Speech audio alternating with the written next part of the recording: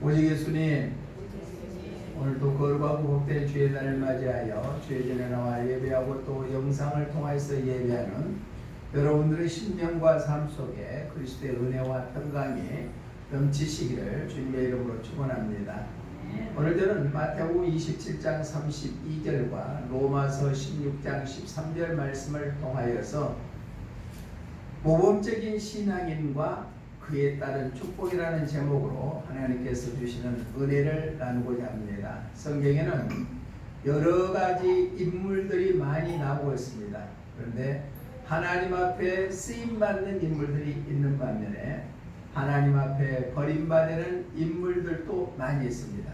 오늘 본문에 나오는 구레네 시몬이라는 사람은 바로 리비아, 그러니까 북아프리카 이집트 옆에 있는 리비아라는 그 나라에서 예루살렘까지 와서 바로 절기를 지키기 위해서 왔던 그 사람이 억지로 예수님이 지어지는 십자가를 지물이 돼서 그 후손이 말할 수 없는 축복을 받는 내용이 오늘 본문의 내용입니다.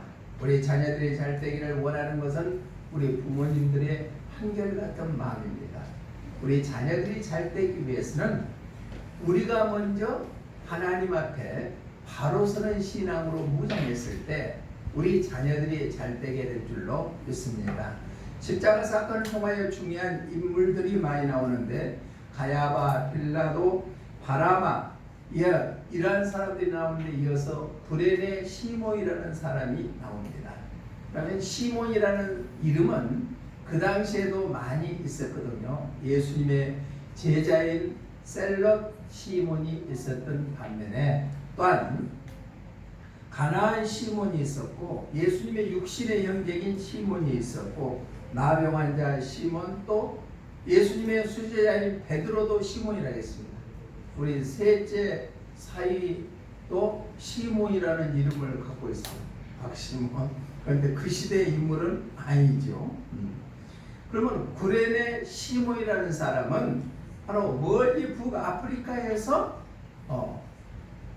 예루살렘까지 와가지고 절기를 지키기 위해서 왔다는 얘기입니다. 그럼에도 불구하고 그 열정적인 신앙뿐만 아니라 억지로 예수님의 십자가를 지어주니까 골고다 언덕, 해골 언덕을 오를 때 대신 지고 그 십자가를 짊어지고 가는 사람이 구레네 시몬이다. 그러면 오늘 구레네 시몬을 통하여 그는 어떠한 모범적인 신앙을 갖고 그 자녀가 어떤 축복을 받았는가 말씀을 통하여 함께 은혜를 나누고자 합니다. 첫 번째로 우리 본문 마태복음 27장 32절 한번 다시 한번 읽어봅니다. 시작. 나가다가 시몬이란 구레네 사람을 만나매 그에게 예수의 십자가를 억지로 지어가게 하였더라. 예수님의 십자가를 졌다는 얘기입니다. 이 말씀은 저역적 해석으로 봤을 때 오늘날 우리가 구원받은 하나님의 자녀들도 바로 십자가를 지는 신앙이 되었을 때 모범적인 신앙이 된다. 자, 여기서 골고다라는 것은 해골이라는 뜻을 나타내고 있습니다. 지금은 예루살렘 성 안에 그 길이 있는데 그 양쪽에 전부 다 상가들이 다 있더라고요. 그런데 길은 이렇게 경사지게 올라가는 길입니다. 그래서 그곳은 아람어로 골고다, 해골, 또한 라틴어로는 갈보리라는 뜻을 나타내고 있습니다. 사형된 사람이 그곳에 가서 죽음을 맞이했기 때문에 해골이 많이 있다. 죽음의 장소까지 구레네 시몬은 예수님이 지는 십자가를 지고 그 계단을 한 계단 한 계단 올라갔다는 것입니다. 우리들도 예수님을 따라가려면 예수님께 구원받으려면 예수님이 받아 누린 부활의 영광에 동참하려면 구레네 시몬처럼 십자가를 지고 저 험한 길 골고다 언덕까지 올라가야 합니다. 철통 같은 십자가의 신앙이 지어졌을 때 우리는 그 영광에 도달할 수가 있다는 얘기입니다. 마태복음 16장 24절의 말씀에 보면은 이렇게 말씀하고 있습니다. 이제 예수께서 제자들에게 이르시되 누구든지 나를 따라오려거든 자기를 부인하고 자기 십자가를 지고 나를 따를 것이니라. 그러니까 예수님을 따르는 자들은 자기를 부인하고 자기 십자가를 지고 따라야 된다라고 말씀하고 있습니다. 십자가를 진다는 것은 예수님의 고난에 동참하는 것을 의미합니다. 히브리서는 히브리서 12장 2절 말씀에서 부끄러운 십자가를 참았다고 말씀하고 있습니다. 우리 함께 읽어봅니다. 시작. 믿음의 주여 또 온전하게 하시는 이 예수를 바라보냐. 그는 그 앞에 있는 기쁨을 위하여 십자가를 참으사 부끄러움을 개의치 아니하시더니 하나님 보좌 우편에 앉으셨느니라. 아멘. 믿음의 주여 온전하는 예수를 바라봐야 되는데 그 앞에는 기쁨이 있기 때문에 십자가를 참고 부끄러움을 개의치 아니했더니 결국은 하늘 보좌 우편에 함께 앉은 그러한 축복이 임했다고 말씀하고 있습니다. 십자가는 말 그대로 죽음이죠. 고통이죠. 그런데 그 십자가의 죽음이나 고통이 없이는 영광에 다다르지 못한다. 노 크로스 노 크라운이다. 십자가 없이는 바로 영광에 도달할 수가 없다는 얘기입니다. 많은 사람, 어떤 사람이 십자가를 지고 사는 사람이라 하니까 앞에 목걸이에 십자가 목걸이를 등에다 딱 넘기면서 나도 십자가를 지고 다닌다고 하는데 그 십자가를 지는 것이 아니고 바로 예수님의 고난에 동참하는 것은 의미를 나타내고 있다. 그래서 사도 바울은 갈라디아 교회에게 편지 보낼 때 갈라디아서 6장 14절에서 십자가 외에는 결코 자랑할 것이 없느라고 고백했습니다. 우리 함께 읽어봅니다. 시작. 그러나 내게는 우리 주 예수 그리스도의 십자가 외에 결코 자랑할 것이 없으니 그리스도로 말미암아 세상이 나를 대하여 십자가에 못 박히고 내가 또한 세상에 대하여 그러하니라. 아멘. 사도 바울의 고백이 십자가 외에는 다른 것을 자랑할 것이 결코 없다고 고백하는 그 고백이 우리의 고백 되시기를 주님의 이름으로 부탁을 드립니다. 찬송가 461장 1절 보면은 이런 가사가 나오죠. 한번 같이 읽어볼까요? 십자가를 질 수 있나 주가 물어보실 때 죽기까지 따르오니 성도 대답하였다. 우리의 심령 주의 것이니 주님의 형상 만드소서. 주 인도 따라 살아갈 동안 사랑과 충성 늘 같이 오리라. 아멘. 십자가를 질 수 있나? 주가 그렇게 물어봤을 때 죽기까지 따르겠다. 아까 마태복음 16장 24절 말씀처럼 예수님을 따르는 것은 자기 자신을 부인하고 자기 십자가를 짊어지고 주님을 따르는 것이 바로 예수님의 제자되는 길이라고 우리에게 말씀해주고 있습니다. 낙타는 하루하루를 등에다가 짐을 가득 싣고 또 저녁에 짐을 풀어놓고 하는 것이 낙타의 인생이라고 합니다. 그래서 기도 많이 하는 사람을 낙타 무릎이라고 하죠. 왜? 낙타는 주인이 아침에 짐을 실으려고 하면 딱 무릎을 꿇습니다. 그러면 주인은 낙타가 감당할 만큼 짐을 실어준다 그래요. 그리고 그것을 낙타를 통해서 운반해 가지고 저녁이 되면은 또 주인 앞에 낙타는 무릎을 꿇고 겸손하게 엎드린답니다. 그러면 주인은 낙타 등에 있는 짐을 다 내려놓고 낙타에게 힘을 준다고 그래요. 자, 주인은 낙타가 짊어질 만큼만 짐을 줍니다. 그런데 낙타는 주인이 어떤 짐을 짊어지게 했든 간에 그것을 다 감당하는 것이 낙타입니다. 그러면 낙타는 우리고 바로 주인은 하나님이십니다. 하나님께서는 우리의 형편을 누구보다 잘 알고 계신다는 것입니다. 그러니까 그리고 우리의 짊어질 수 있는 만큼 하나님께서는 우리에게 짐을 얹어주신다. 우리는 어떤 모습으로 하나님이 주시는 짐을 지십니까? 낙타와 같은 겸손한 모습으로 하나님이 우리에게 맡겨지는 그 짐을 지는 것이 바로 겸손한 마음으로 십자가를 지는 삶이 아니겠습니까? 그리스도에게는 십자가는 짐이 있습니다. 그러나 그리스도로 하여금 그 길이 천국으로 한 걸음 한 걸음 나아가는 길이라는 사실을 우리가 기억해서 주님께서 주시는 십자가를 지는 신앙으로 모범적인 신앙인의 삶을 살아가시기를 주님의 이름으로 축복합니다. 구레나는 예수님의 십자가를 대신 졌습니다. 구원받은 우리들에게도 주님이 주시는 십자가가 있습니다. 개인에게만 주는 십자가가 있습니다. 그 십자가를 잘 지고 감당하는 것이 천국 가는 길이라는 사실을 우리가 기억하시고 구레네 시몬처럼 주님의 십자가를 지는 그런 신앙으로 승리하시기를 주님의 이름으로 축복합니다. 두 번째로 구레네 시몬은 십자가를 졌는데 억지로 졌다는 얘기입니다. 억지로 졌다. 오늘 본문 27장 32절에 보니까 하반절에 예수의 십자가를 억지로 지어가게 하였더라. 자기가 원해서가 아닙니다. 구레네 시몬이 리비아 저 북아프리카에서 거기까지 예루살렘에 제사로 왔는데 얼마나 멋진 신앙인입니까? 멀리 떨어져서 하나님 앞에 예배하기 위해서 거기까지 왔는데 십자가를 짊어진데 자기가 원하지 아니하고 억지로 졌다는 얘기입니다.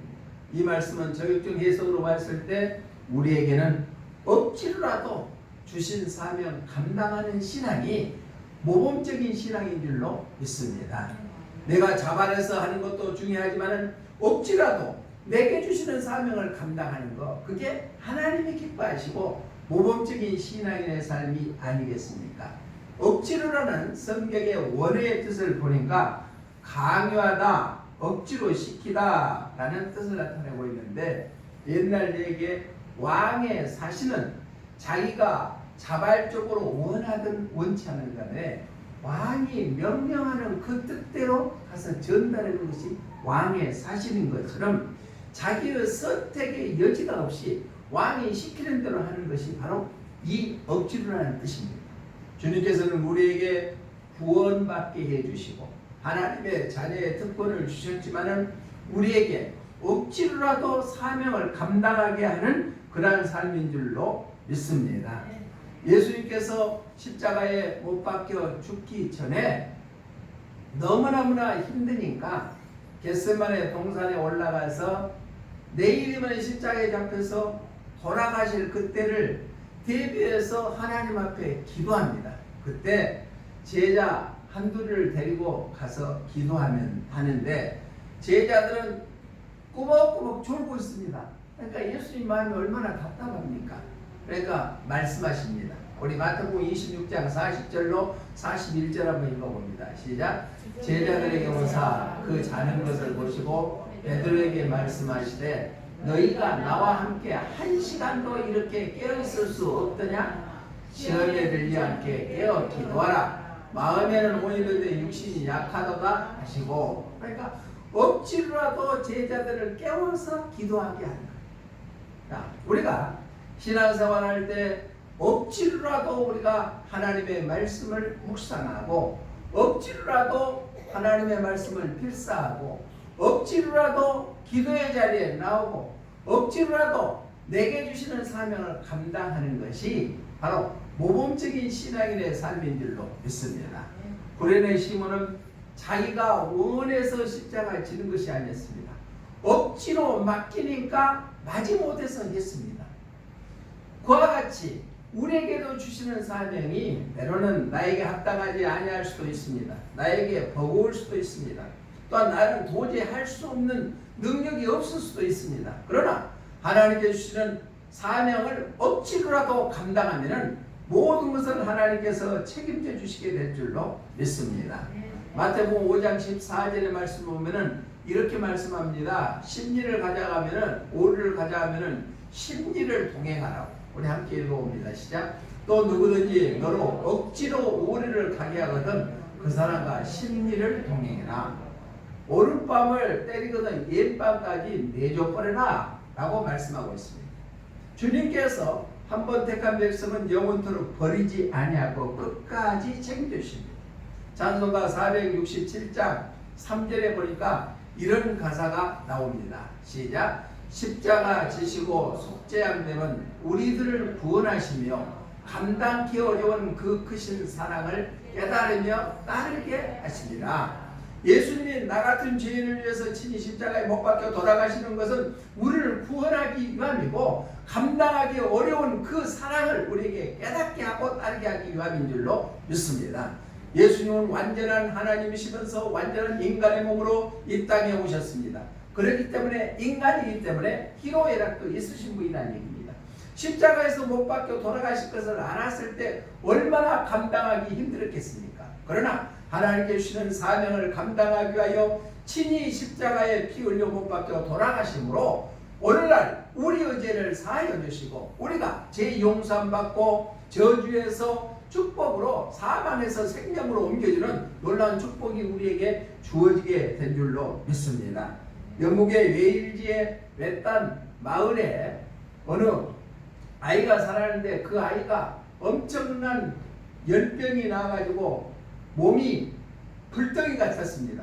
그때 자기 어머니가 저 멀리 있는 병원을 찾아가서 문을 두드립니다. 비를 억수같이 오는데 병원을 두드니까 원장이 부시지하고 눈을 뜨고 웬일이냐고. 그러니까 우리 아이가 지금 죽게 됐으니까 왕진 좀 해주시면 안 되겠습니까? 하고 사정사정합니다. 그게 부모의 애틋한 마음이죠.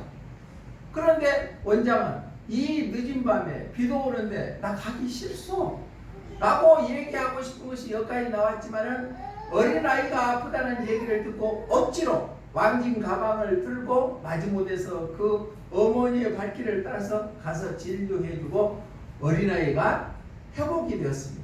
세월이 얼마 정도 흘렀습니다. 영국에서 아주 유명하고 정치적으로 잘하는 재무상 노이드 존경이 많은 유지들을 초청해서 자기가 재무장관에 대해서 축하하는 그 파티를 열었습니다. 그런데 그 파티에 그 의사도 초청을 받았다는 얘기입니다. 초청을 받아서 일하고 보니까 자기가 그 밤에 비 오는데 억지로 가서 진료해줬던 그 사람이라는 것을 그때 알게 되었다는 것입니다. 사랑하는 여러분, 내가 억지로라도 무엇을 하면은 지금 당장 나에게 이로운 것이나 좋은 것이 있지는 아니하다 할지라도 억지로라도 내게 주시는 사명 감당하면은 하나님께서 우리 모든 삶을 책임져 주시고 인도해 주시게 될 줄로 믿습니다. 고레네 시몬이 억지로 자기가 십자가를 짊어짐으로 인해서 어떤 축복을 받았는가? 우리 로마서 16장 13절 한번 읽어봅니다. 로마서 16장 13절 시작. 주 안에서 택하심을 입은 루포와 그의 어머니에게 문하노라. 그의 어머니는 곧 내 어머니라. 아멘. 바로 사도 바울이 얘기하기를 주 안에서 택하심을 입은 루포라겠습니다. 루포와 그의 어머니에게 문하노라. 그 어머니가 내 어머니다 라고 했습니다. 여기에 보면은 루포하고 구레네 시몬의 관계를 잘 알 수가 없지 않아요. 알 수가 없는데 우리 마태복음, 마가복음 15장 21절 한번 봅니다. 마가복음 15장 22절 시작. 알렉산더와 루포의 아버지인 구레네 사람 시몬이 시골로부터 와서 지나가는데 그들이 그를 억지로 같이 가게 하여 예수의 십자가를 지우고. 그러면 구레네 시몬이 누구예요? 루포의 아버지. 그 루포가 로마서에 있는 16장 13절에서 사도 바울이 주 안에서 택함 받는 자였다. 주 안에서 택함 받는 자라는 것은 바로 자녀의 축복을 받게 되었다는 겁니다. 사랑하는 성도 여러분, 서두에서도 말씀드렸지만 우리 자녀들이 잘 되기를 원하신다면 내게 주시는 사명 십자가를 억지로라도 지시고 또한 주신 사명 잘 감당하여서 우리 자녀들이 명문 가문의 자녀들로 성장할 수 있도록 하시기를 주님의 이름으로 축복합니다. 여기서 택하다, 주의 백성으로 택함받다, 고르다, 고른 정성된, 선택된 이라는 의미를 나타냈고 이상근 박사는 이렇게 했습니다. 저명한 인사다. 내가 대가심을 받던 저만이었다. 큰 인물로서 많은 사람들에게 선한 영향력을 끼치는 인물이다. 누포라는 이름은 원래 노예라는 의미를 갖고 있었습니다. 그런데 그 노예가 자기 아버지 구련의 시몬으로 통하여서 바로 영향력 있는 큰 인물로 바꿔지게 되고 온전히 축복을 받게 됐다. 성경에서는 부모들의 신앙을 통하여서 자녀들이 축복받는 내용들이 많이 나와 있는데 그 중에 한 인물이 솔로몬이라는 인물입니다. 그런데 그 솔로몬의 아버지는 누구예요? 다윗이죠. 다윗왕은 하나님의 마음에 반짝했습니다. 그러니까 다윗을 통하여서 솔로몬이 엄청난 축복을 받는데 열왕기상 4장 34절 한번 읽어봅니다. 열왕기상 4장 34절 시작. 사람들이 솔로몬의 지혜를 들으러 왔으니 이는 그의 지혜의 소문을 들은 전하 모든 왕들이 보낸 자들이었다. 그러니까 지혜의 왕이 솔로몬이었다는 얘기입니다. 그뿐만 아니라 지혜뿐만 아니라 물질의 축복도 받았습니다. 열왕기상 10장 27절 한번 읽어봅니다. 시작.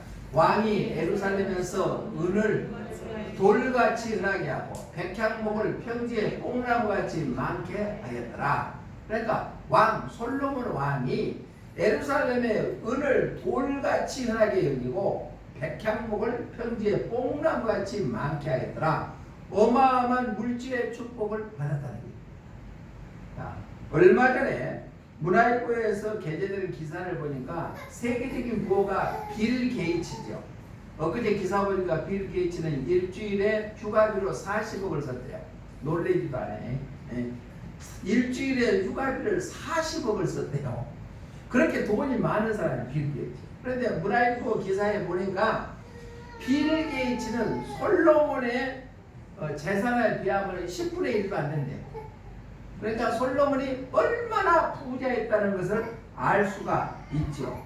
그런데 그 모든 것이 지혜가 있고 부자 있는데 나중에 하나님을 배반하고 왕궁의 여러 부족들의 신들을 다 데려다가 성기문에서 멸망당하기 직전에 놓이는데 하나님께서는 그 솔로몬을 벌하기에 전에 자기 아버지 다윗이 했던 것을 기억하고 벌을 늦추는 사건이 일어납니다.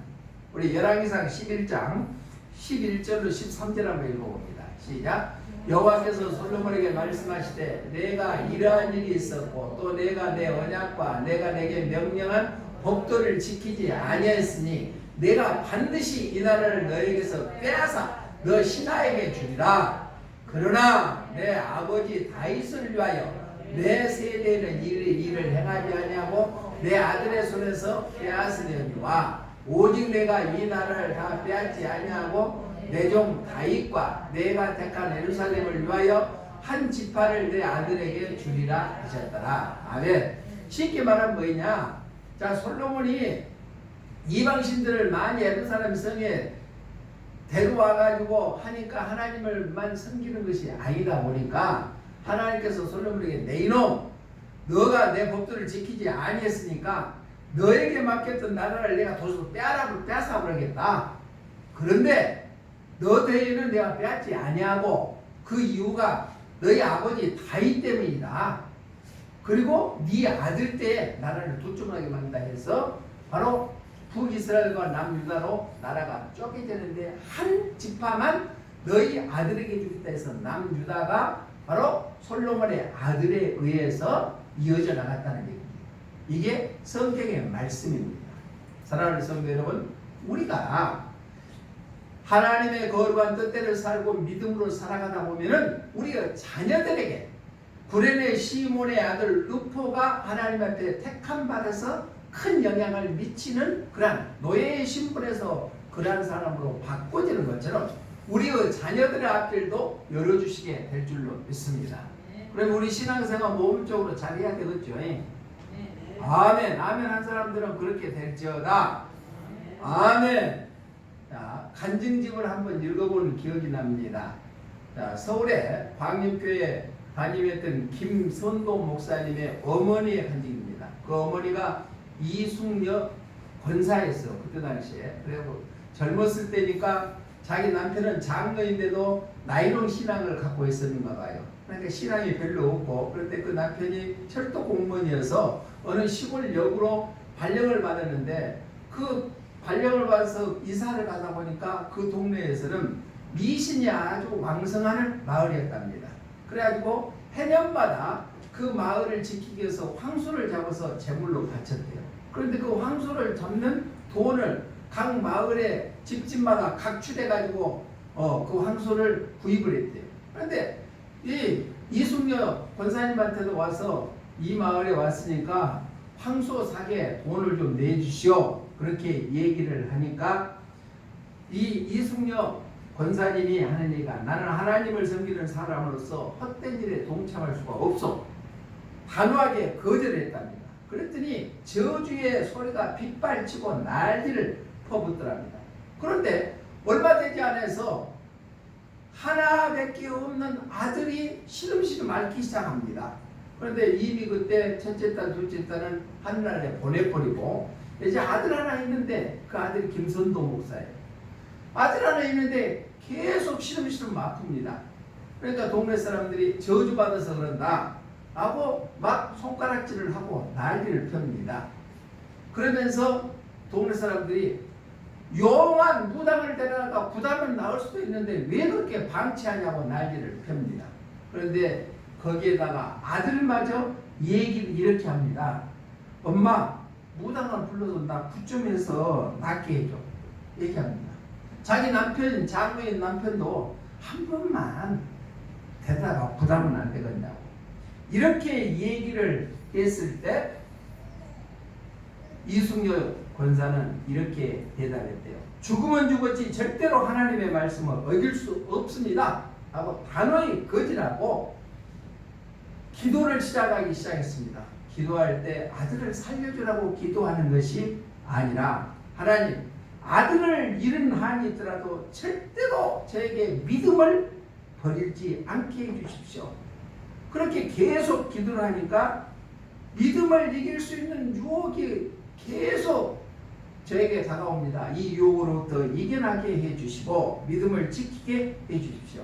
만약에 내 아들을 살려주신다면 제가 하나님 앞에 목사로 드리겠습니다 라고 그렇게 서운 기도를 했다. 기도하는 중에 음성이 들리는데 뜸을 뜨고 머리에다가 먼 물을 끓여서 먹으라는 음성이 들려서 그렇게 끓여서 먹이고 뜸을 떠줬더니 그렇게 불같은 어린아이가 서서히 다 열이 내려가고, 엄마, 나 배고파, 밥 줘 하더라고요.